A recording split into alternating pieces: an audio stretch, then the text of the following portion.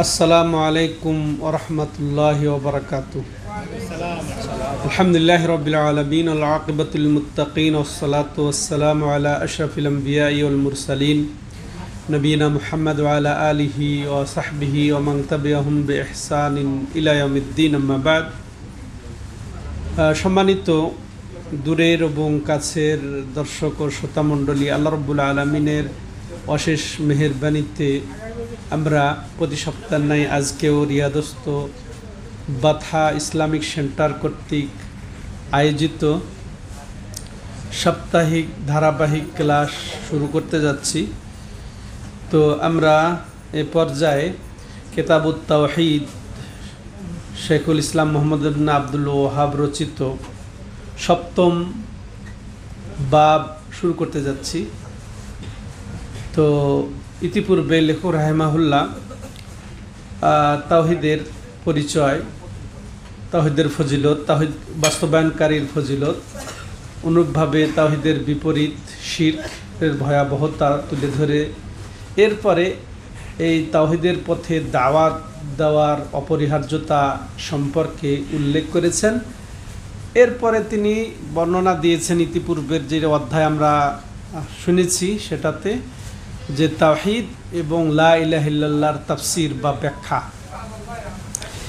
এক কথায় তাওহীদের পরিচয় তিনি সুন্দর করে তুলে ধরে এর পরবর্তীতে আজকে থেকে যে শুরু হবে তা হলো সম্পূর্ণটাই বিস্তারিত ব্যাখ্যা। তাওহীদেরই ব্যাখ্যা গত সপ্তাহে যে শুরু হয়েছে, এখন একের শেষ পর্যন্ত, এই কিতাবের শেষ পর্যন্ত লেখক রাহিমাহুল্লাহ বিস্তারিতভাবে তাওহীদের যেটা মূলত বিপরীত জিনিস সেটাই একটা একটা করে তুলে ধরেছেন। তাওহীদের বিপরীত জিনিস যেটা প্রধানত দুই প্রকার। একটা হচ্ছে যে একেবারে তাওহীদকে সম্পূর্ণরূপে নষ্ট করে দেয়, আসলকে, তাওহীদের যে ভিত্তি এই আসলকে যে নষ্ট করে দেয় এমন পরিপন্থী বিষয় তিনি বর্ণনা দেবেন, যেটা বড় শিরক নামে পরিচিত। এরপরে দ্বিতীয়ত উনি বর্ণনা দিবেন তাওহীদকে পরিপূর্ণরূপে নষ্ট না করলেও তাওহীদের ঘাটতি ঘটাবে, তাওহীদের কমতি, অর্থাৎ পরিপূর্ণতার পরিপন্থী, ওটা সম্পূর্ণ আসলের পরিপন্থী। আর দ্বিতীয় যা কিছু তিনি বর্ণনা দিবেন সেটা তাওহীদের পরিপূর্ণতার পরিপন্থী। তো দুই রকমে তিনি মাশাআল্লাহ তাওহীদের পরিচয় তুলে ধরেছেন বা ব্যাখ্যা তুলে ধরেছেন। এখানে একটা বিষয় হচ্ছে তাওহীদকে আমরা চিনতে পারি দুইভাবে। প্রথম, যে তাওহীদের যে সরাসরি, যেটা ইতিপূর্বে আমরা প্রথম দিকে তাওহীদের পরিচয় তুলে ধরেছি, তাওহীদের শাব্দিক অর্থ, তাওহীদের ক্ষেত্রগুলা আমরা সুন্দর করে বুঝেছি, তুলে ধরেছি। তো ওইভাবে তাওহীদের পরিচয় আমরা জেনেছি। আর আরেকটা জিনিস যেটা উল্টা জানলে আমরা তার স্বাভাবিকটা আমরা চিনতে পারি, বুঝতে পারি।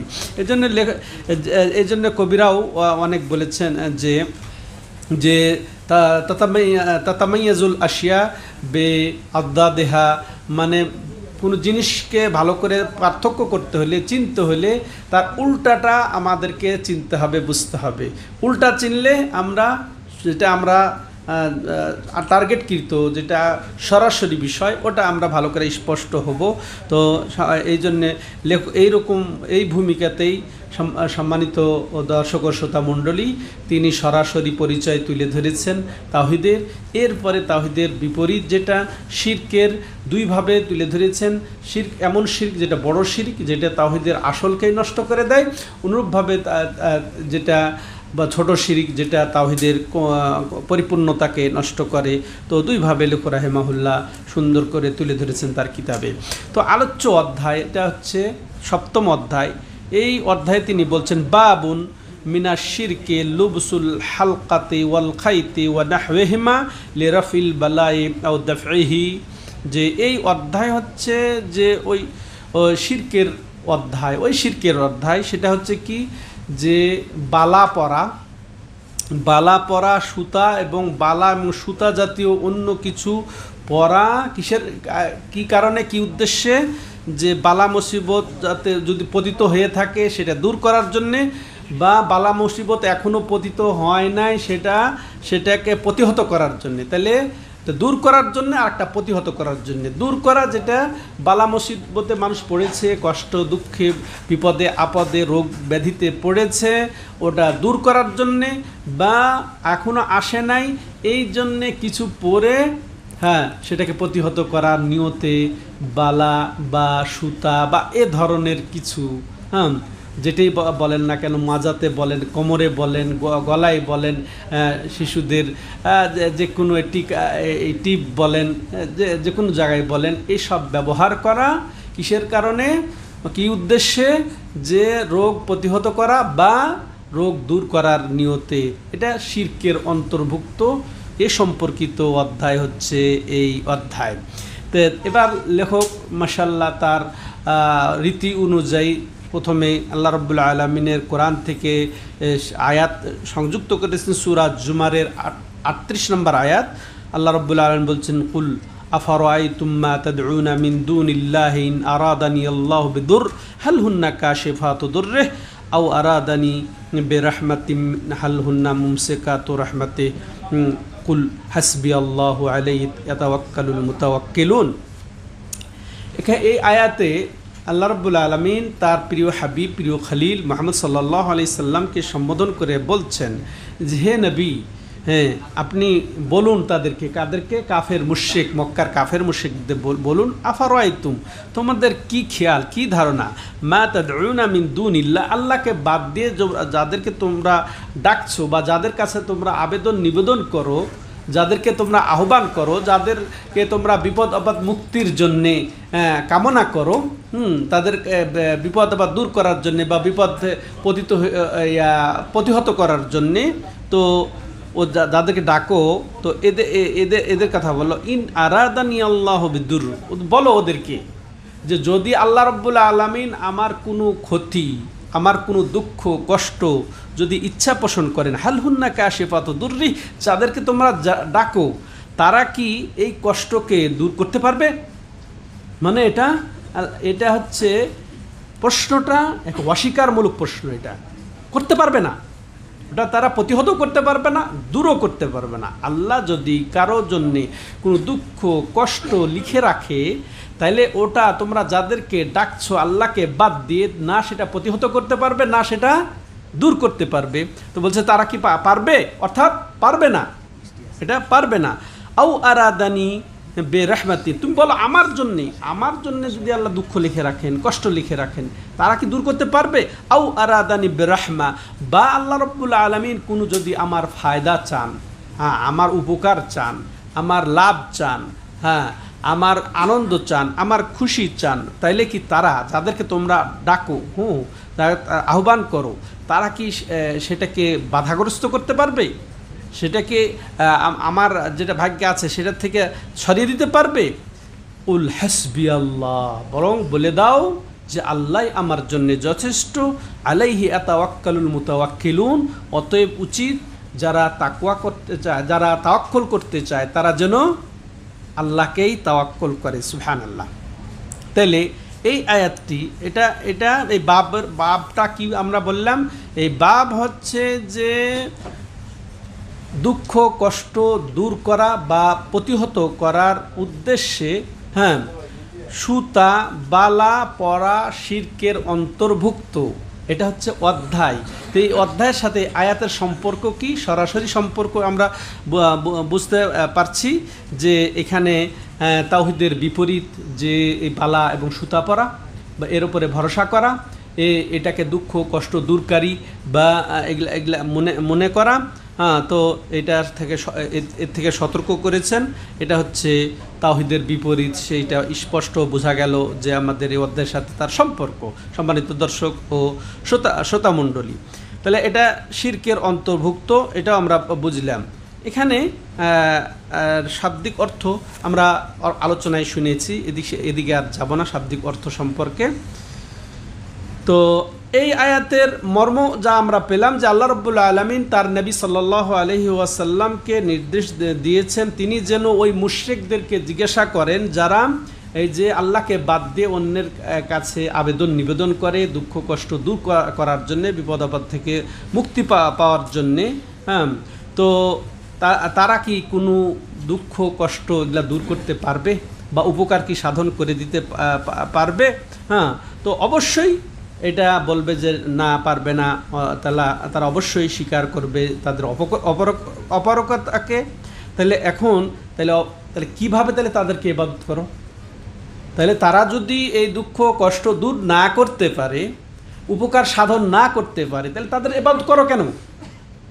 তাহলে এটা স্পষ্ট, হ্যাঁ, তাদের প্রতিবাদ এটাও হয়ে গেল।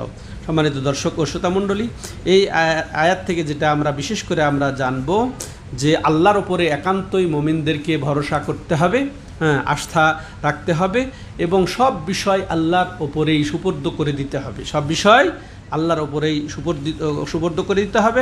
আরও সতর্ক করেছেন আল্লাহ রাব্বুল আলামিন যে অন্যের কাছে আবেদন নিবেদন করা। এর মাধ্যমে রাসূলুল্লাহ সাল্লাল্লাহু আলাইহি সাল্লাম যা আমাদেরকে বুঝাইতে চেয়েছেন যে কোনো বালা পরা, সুতা পরা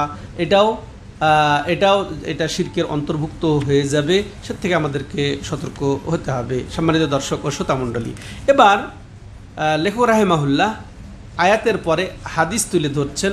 হাদিসটি আন ইমরানা ইবনে হুসাইনিন আন্না রাসূলুল্লাহ সাল্লাল্লাহু আলাইহি ওয়াসাল্লাম রাআ রাজুলান ফি ইয়াদিহি হালকা মিন সুফরিন ফাকালা মা হাদিহি ক্বাল মিনাল ওয়াহিনা ফাকালা ইনজিহা ফাইন্নাহা লা তাজিদুকা ইল্লা ওয়াহনা ফাইন্নাকা লাউ মিত্তা ওয়া হিয়া আলাইক মা আফলাহতা আবাদা রাহু আহমদ বিসানাদিন লা বাসাবিহ। তো ইমরান ইবনে হুসাইন রাদিয়াল্লাহু তাআলা আনহু প্রখ্যাত সাহাবী তিনি ছিলেন। হ্যাঁ, তো তিনি বর্ণনা করছেন যে রাসূলুল্লাহ সাল্লাল্লাহু আলাইহি সাল্লাম, ভালো করে আমরা শুনি, রাসূলুল্লাহ সাল্লাল্লাহু আলাইহি সাল্লাম এক ব্যক্তিকে দেখলেন এমন অবস্থায় যে তার হাতে পিতলের বালা ছিল। তার হাতে পিতলের বালা ছিল। ভালো করে শুনেন, ওই তখনকার ঘটনা, আর এখনও বর্তমানে এটা আছে। তো এখানে পিতলের বালা ছিল তার হাতে, তাহলে কি লোহার বালা জায়েজ আছে? একই, তার হাতে ছিল পিতলের বালা, আর কিন্তু এখন দেখা যায় অনেকে লোহার বালা পরে, তাই না? লোহার বালা পরে। হ্যাঁ, তো রাসূলুল্লাহ সাল্লাল্লাহু আলাইহি সাল্লাম তাকে জিজ্ঞাসা করলেন মা হাদিহি, মানে এটা প্রশ্ন করার অর্থই হচ্ছে তিরস্কারমূলক, ভর্ৎসনামূলক, প্রতিবাদমূলক। এটা কি? হ্যাঁ, এটা কি তোমার হাতে? হ্যাঁ, তো তুমি ওই ব্যক্তি বলছেন মিনাল ওয়াহেনা, এটা এক ধরনের রোগ যা দুর্বল বানিয়ে দেয়, এই কারণে আমি এটা পড়েছি। রাসূলুল্লাহ সাল্লাম বললেন ইনজিহা ফাইন্নাহা লা তাজিদুকা ইল্লা ওয়াহনা, এটা ছুঁড়ে মারো। সাধারণ বললেন না খুলে ফেলো, কি বলেছেন? এমন শব্দ এখানে ব্যবহার হয়েছে যে এটাকে ছুঁড়ে মারো, এটা তোমার দুর্বলতা বৃদ্ধি করবে। এটা পড়া থাকলে তোমার দুর্বলতা বৃদ্ধি করবে, কমাবে না, বরং ফাইন্নাকা লাউ মিত্তা। দেখেন, এটা তো একটা পাপ। তুমি এটা যদি রাখো তোমার গলাতে বা তোমার হাতে, এই ধরনের বালা, হ্যাঁ, এগুলা যদি পরে থাকো, তাইলে এটা তোমার দুর্বলতা, আরও কষ্ট, দুঃখ, তোমার রোগ বৃদ্ধি পাবে।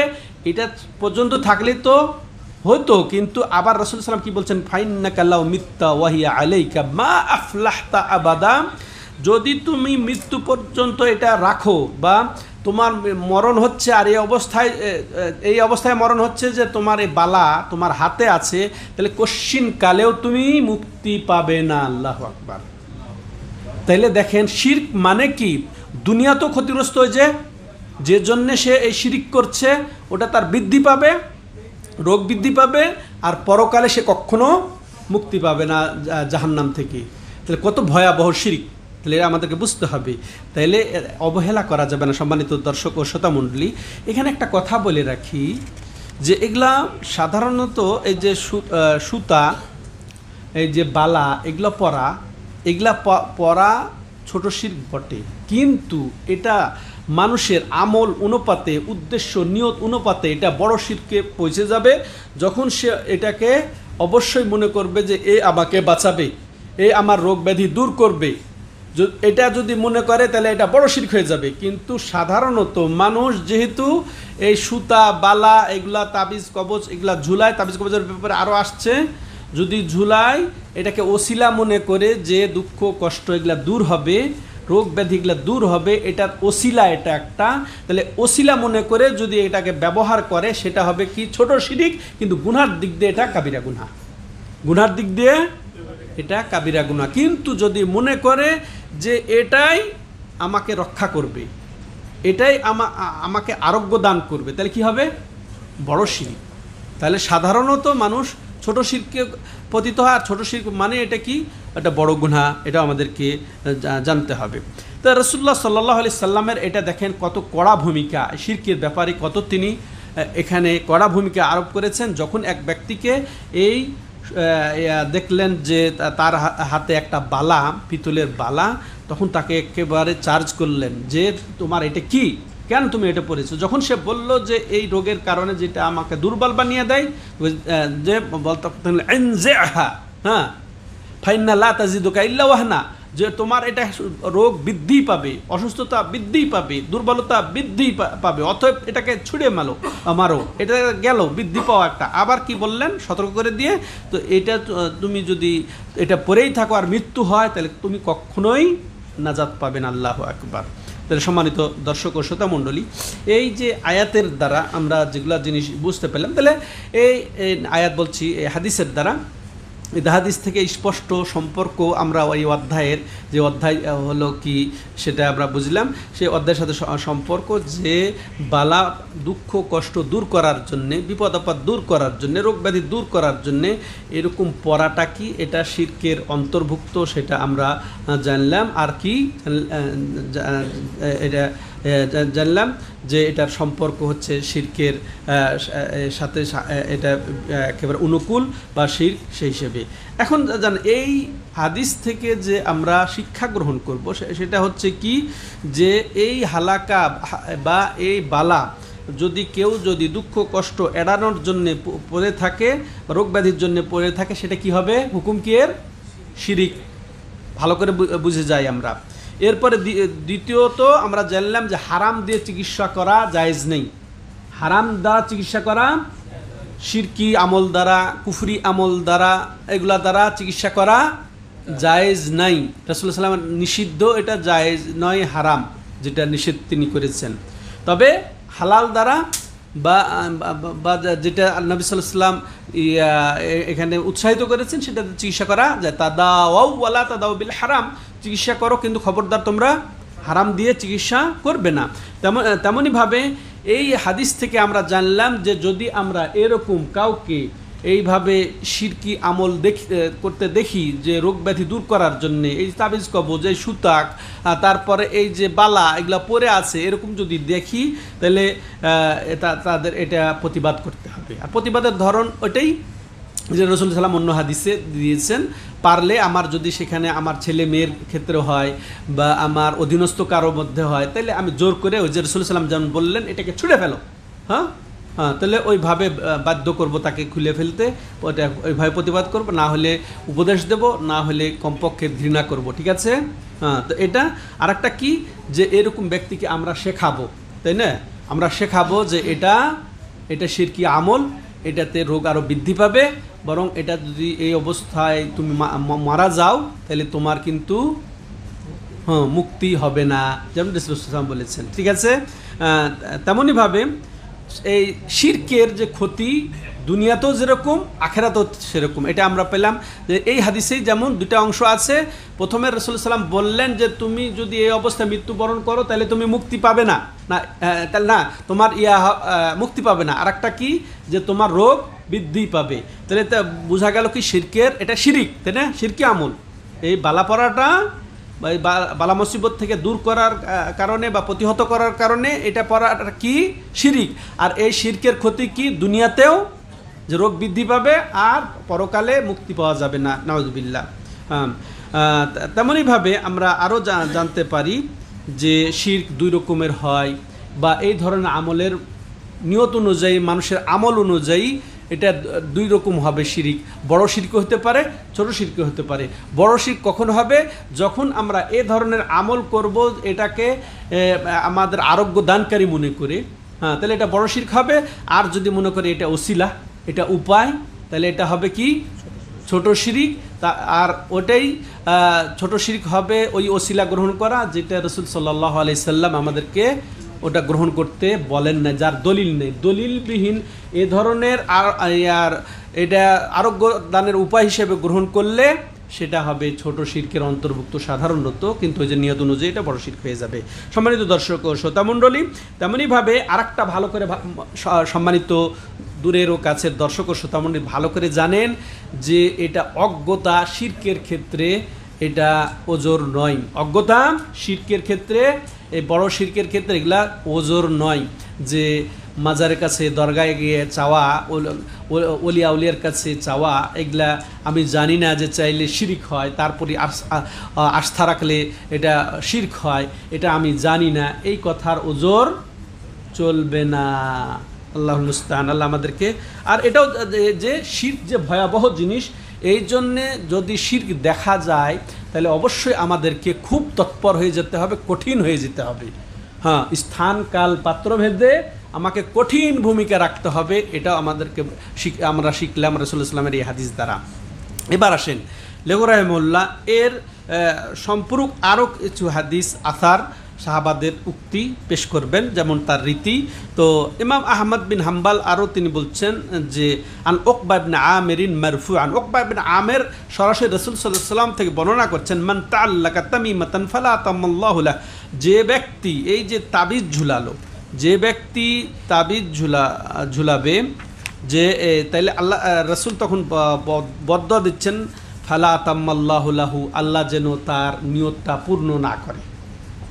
যে উদ্দেশ্যে সে তাবিজ ঝুলাবে তার এই উদ্দেশ্যটা আল্লাহ যেন পূর্ণ না করে। কে বলছেন এটা? রাসূলুল্লাহ সাল্লাল্লাহু আলাইহি সাল্লাম। আল্লাহু আকবার। তাহলে চিন্তা করেছেন, মান তাআল্লাকা তামিমাতান, এখানে তাআল্লাকা শব্দটা দুই অর্থে আসে। একটা আলাকা, আলাকা মানে কি? সম্পর্ক। হ্যাঁ, যে তামিমার সাথে অর্থাৎ তাবিজ কবচের সাথে, অর্থাৎ এক কথায় মনে রাখবেন তামিমা একটা নির্দিষ্ট একটা জিনিসই নয়, বরং যে রোগ ব্যাধি প্রতিহত করা বা দূর করার নিয়তে যা কিছু ঝুলাবে বা যা কিছুর সাথে আল্লাহকে বাদ দিয়ে সম্পর্ক গড়বে, সেটা কি? তামিম। ভালো করে মনে রাখেন কথাগুলা। তাহলে তামিমা কি বা তাবিজ, যেটা আমরা আমভাবে শুধু তাবিজ বলি, তাবিজ অর্থ দুটো হতে পারে এই হাদিস অনুযায়ী। সেটা কি? একটা হচ্ছে আল্লাহর সাথে সম্পর্ক বাদ দিয়ে তাবিজের সাথে সম্পর্ক গড়বে, বা সে কি করবে? তাবিজ কবচ নামে কিছু গলাতে হাতে ঝুলাবে। তাহলে দুটো অর্থ হলো। হ্যাঁ, তাহলে তার ক্ষেত্রে এই হাদিস অনুযায়ী রাসূলুল্লাহ সাল্লাল্লাহু আলাইহি ওয়াসাল্লাম বদদুয়া করছেন, আল্লাহ রাব্বুল আলামিন যেন তার এই উদ্দেশ্য পূর্ণ না করেন। বদদুয়া, ঠিক আছে?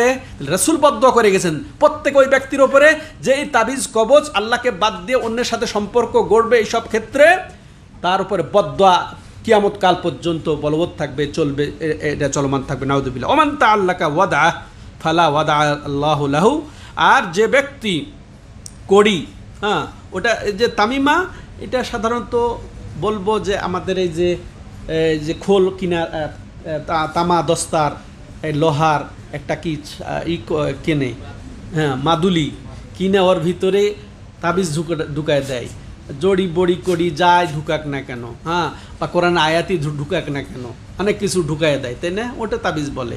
বা ওটাকে বলেন পুঁতি, হ্যাঁ, পুঁতি, হ্যাঁ, বা এগুলা করে, বা দানা, এগুলা ব্যবহার করে। আর একটা যেটা ওই হাদিসের যে ওই হাদিসের অংশ, ওমান তাআল্লাকা ওয়াদাআতান ফালা ওয়াদা আল্লাহু লাহু, আর যে ব্যক্তি এরকমভাবে কড়ি কাকে বলে? সমুদ্রের থেকে একটা যে ছোট শামুক, হ্যাঁ, ঝিনুক বা শামুক কি বলেন ওটা? কড়ি না? হ্যাঁ, ওই কড়ি, যে ব্যক্তি এই কড়ি ঝুলাবে, কড়িও কিন্তু ঝুলায়, তাই না? মাজায় রাখে।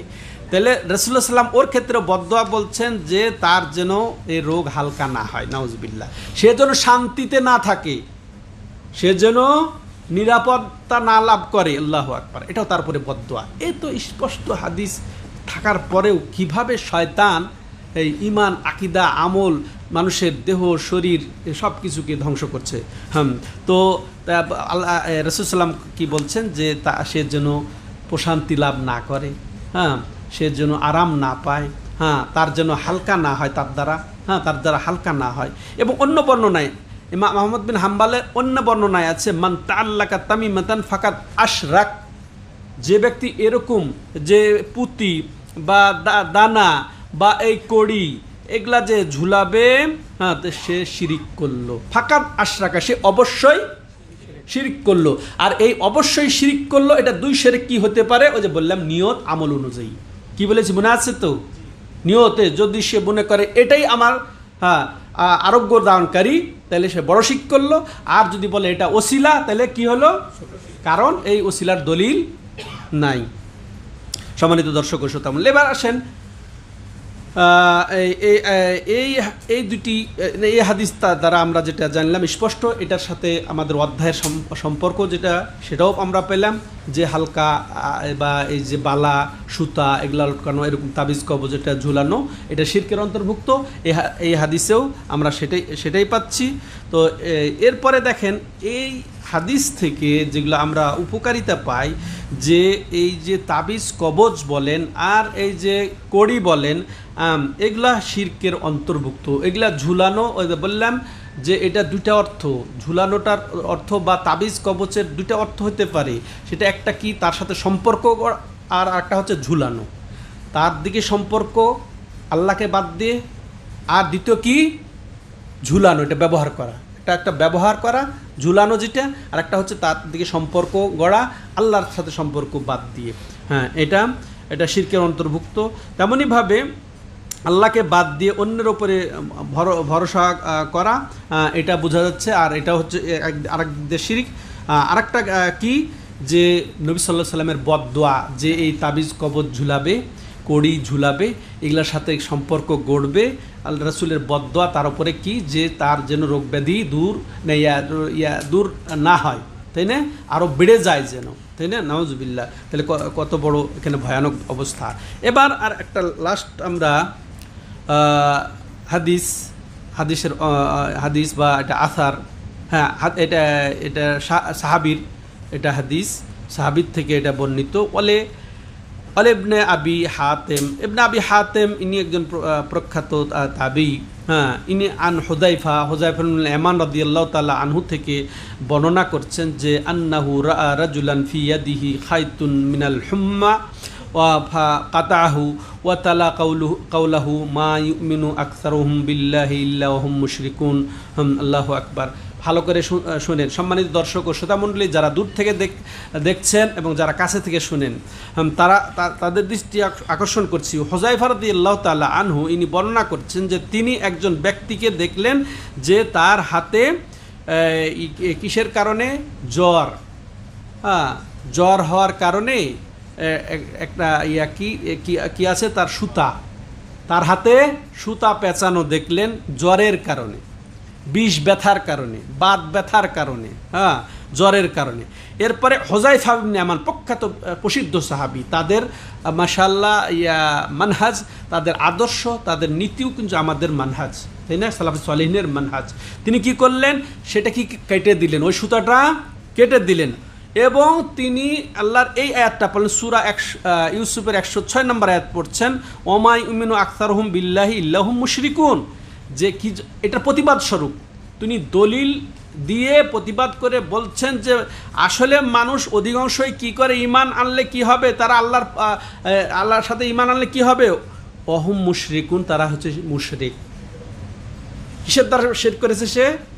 হুযায়ফা ইবনুল ইয়ামান, প্রখ্যাত সাহাবী, তার হাতে শুধু সুতা দেখেছেন যে জ্বর যেন না হয়, বা জ্বর হয়েছে এটা যেন দূর হয়ে যায়, এই জন্য সুতা পেঁচানো দেখেছে, এই জন্য উনি নিজে কেটে দিলেন। কেটে দেওয়ার পরে কোরআনের আয়াত পেশ করলেন যে মানুষ মুমিন দাবি করলে কি হবে, কিন্তু এরা সুবহানাল্লাহ। আর সেটা কি আজকের সমাজের অবস্থা। ওই সময়ের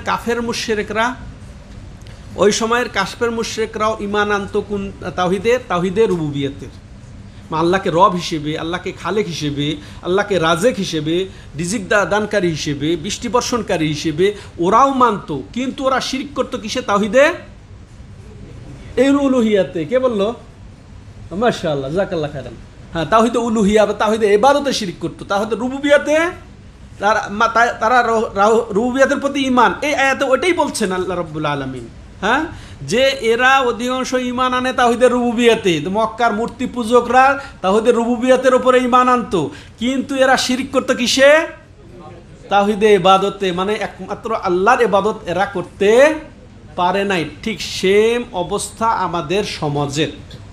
এরা এরা লা খালেকা ইল্লাল্লাহতে বিশ্বাসী। হ্যাঁ, যে লা ইলাহা ইল্লাল্লাহর অর্থ এরা বলে কি আল্লাহ ছাড়া কোনো স্রষ্টা নেই, আল্লাহ ছাড়া কোনো রব নেই, আল্লাহ ছাড়া কোনো অস্তিত্ব নেই, এটা লা ইলাহা ইল্লাল্লাহর অর্থ বুঝে। কিন্তু এটা মক্কার কাফেররাও বুঝতো লা ইলাহা ইল্লাল্লাহর অর্থ। কিন্তু হ্যাঁ, রাসূলুল্লাহর তাদের সাথে যে লড়াই কি জন্যে, লা মাবুদা হাক্কুন ইল্লাল্লাহ, এটা তারা বিশ্বাস করতো না যে আল্লাহ ছাড়া সত্য কোনো মাবুদ নেই। কারণ তারা লাত মানাত হুবল এগুলার কাছে সিজদা করতো, এদেরকে চাইতো, এদের কাছে আশা ভরসা জবাই ওদের জন্য করতো। ঠিক আছে, তাহলে তারা এবাদতে শিরক করতো। ঠিক আজকার মুসলমানরাও ঠিক বর্তমানে এই মাজার দরগায় গিয়ে এই কাজটাই করে, নাউযুবিল্লাহ। ঠিক এই আয়াতটা আজকের অজ্ঞ মুসলিমের ওপরে ফিট খাচ্ছে, নাউযুবিল্লাহ, আল্লাহ হেফাজতকারী। তো সম্মানিত দর্শক, তাহলে এই যে শেষ যে হুযায়ফা ইবনে ইয়ামানের আসার থেকে আমরা যেটা বুঝলাম যে অধ্যায়ের সাথে সরাসরি সম্পর্ক, যে শিরক কী কী জিনিস সেটা বললাম। এরপরে এই থেকে আমরা যেটা বুঝলাম যে এটা প্রতিবাদ, যে সাহাবী হুযায়ফা ইবনে ইয়ামান কীভাবে প্রতিবাদ করলেন যে সুতা পড়েছিল তার, তাহলে আমাদেরকে ওই রকমই প্রতিবাদ করতে হবে, তাই না? ওই যে স্থান কাল পাত্রভেদে প্রতিবাদটা আসবে। যারা এই সুতা, যে কোনো সুতা গ্রহণ করলেই কিন্তু এটা যে শিরক হয়ে যাবে তাও কিন্তু নয়, কিন্তু তার নিয়ত দেখতে হবে, তার কর্ম দেখতে হবে, যে সত্যিকার সে রোগ ব্যাধি বিপদ আপদ দূর করার জন্যে বা প্রতিহত করার জন্য পড়েছে কি না, তাহলে এটা শিরকের অন্তর্ভুক্ত হবে, সেটাকে প্রতিবাদ করতে হবে। আর এরকম দেখলে এটাকে প্রতিহত করা, এটাকে দূর করাটা ওয়াজিব মনে করতে হবে। ঠিক আছে, যে পারবে তার জন্যে এটাকে দূর করাটা, এটাকে প্রতিবাদ করাটা ওয়াজিব। তেমনইভাবে সম্মানিত দর্শক ও শ্রোতামণ্ডলী, যে